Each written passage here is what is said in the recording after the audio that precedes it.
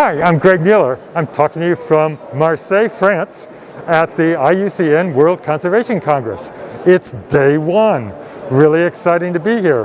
The conference started out last night with a high-profile opening ceremony with dignitaries including President of France, Macron, the President of Greece, a number of dignitaries from other countries, and ended with Harrison Ford giving a really uplifting talk about that we need to get to work. So that's what we're going to do. We're going to get to work. And now today, on day one, I've been hanging out a lot at the Reverse the Red Pavilion, and so the really kickoff for this wonderful initiative.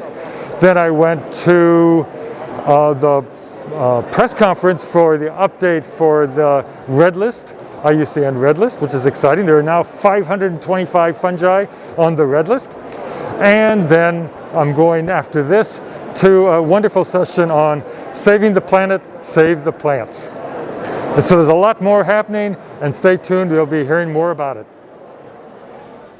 The Reverse the Red Pavilion debuted Saturday morning after an impressive opening ceremony, highlighted by speeches from French President Emmanuel Macron and actor and activist Harrison Ford. Our first session of the morning was well attended. Dr. Molly Grace presented the IUCN's Species Recovery Roadmap with an overview of the Green Status Program. Dr. Grace explained the balance between the Red List assessments on a global scale and the sustainability of populations found at a regional or national level, and how this information can better inform the most critical areas to focus our conservation efforts. In the upcoming days, you can see this presentation at reversethered.org.